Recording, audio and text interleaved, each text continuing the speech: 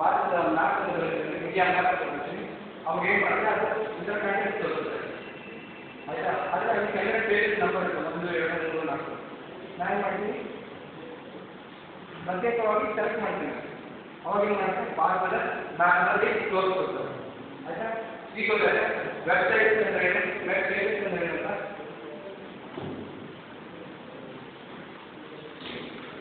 ನಾವು ಇಲ್ಲಿ ಸೆಲೆಕ್ಟ್ ಮಾಡ್ತೀವಿ. ನಾವು ಮುಂಚೆ ಅದನ್ನು ನಾವು ಲೀಡ್ಸ್ ಅಂತ ಹೇಳ್ತೀವಿ.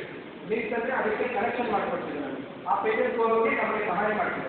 ಅದನ್ನು ನಾವು ವೆಬ್ ಲಿಂಕ್ಸ್ ಅಂತೀವಿ. ಒಂದೊಂದು ಹೆಸರು ಇದೆಯಲ್ಲ ಅದನ್ನು ವೆಬ್ ಲಿಂಕ್ಸ್ ಅಂತ ಹೇಳ್ತೇವೆ.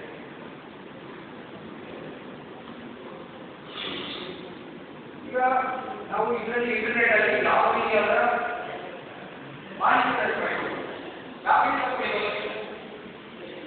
ಶ್ರವಣ ಮಾಧ್ಯಮ, ದೃಶ್ಯ ಮಾಧ್ಯಮ, ಪಠ್ಯ ಕ್ರಮ ಯಾವ ಥರದ ಮಾಹಿತಿ ದೃಶ್ಯ ಮಾಧ್ಯಮ ಶ್ರವಣ ಮಾಧ್ಯಮ ನೋಡಿ. ಎಲ್ಲ ಮಾಹಿತಿಯನ್ನು ನಾವು ಪಡೆಯಬಹುದು. ನೋಡಿ ಈ ವೆಬ್ಸೈಟ್ಗಳಲ್ಲಿ ಪೇಜಸ್ಗಳನ್ನ ಒಂದೊಂದು ಉಪಯೋಗವನ್ನು ಸೇರಿಸ್ತಾರೆ. ಆಯ್ತಾ? ಪೇಜಸ್ಗಳಲ್ಲಿ ಮಾಹಿತಿಗಳನ್ನು ಪಠ್ಯ, ಟೆಕ್ಸ್ಟ್, ಚಿತ್ರ, ಪಿಕ್ಚರ್, ದೃಶ್ಯ, ವಿಡಿಯೋ, ತದನಂತರ ಶ್ರವಣ, ಆಡಿಯೋ ಮುಂತಾದ ಮಾಧ್ಯಮಗಳಲ್ಲಿ ಕಟ್ಟಿರ್ತಾರೆ. ಈ ಮಾಹಿತಿಯನ್ನು ನಾವು ಇಂಟರ್ನೆಟ್ ಮೂಲಕ ಪಡೆಯಬಹುದು.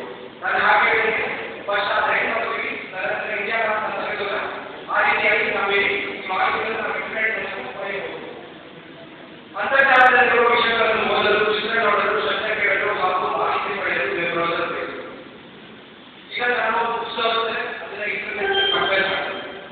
ಈ ಮಾಹಿತಿ ಪಡೆಯಬೇಕಪ್ಪ ಎಲ್ಲಿಂದ ತಗೊಳ್ಳೋದು? ಕಂಪ್ಯೂಟರ್ ಆಪರೇಟರ್ ಕೊಡೋದಾಗಿದೆ ಇಲ್ಲ. ನಾವು ಪುಸ್ತಕಕ್ಕೆ ಒಂದು ಮಾಧ್ಯಮ ಬೇಕು. ಆ ಮಾಧ್ಯಮ ವೆಬ್ ಬ್ರೌಸರ್. ಹಾಗಾದ್ರೆ ವೆಬ್ನ ಹುಡುಕೋದು ಯಾವುದು ಬೇಕು ಅಂತ ಹುಡುಕಕ್ಕೆ ನಾವು ನೆನಪಿಡಿ ವೆಬ್ ಬ್ರೌಸರ್. ನೋಟ್ ಮಾಡಿ ನಾನು ಹೇಳ್ತಿರೋದು ಕೊನೆಗೆ ಕ್ವಶನ್ ಕೇಳ್ತೀನಿ. ನಿಮಗೆ ಒಂದು ಪ್ರೈಸ್ ಕಾರ್ಡ್ ಇದೆ. ಆಯ್ತಾ? ಯಾಕೆ ಬಂದರೆ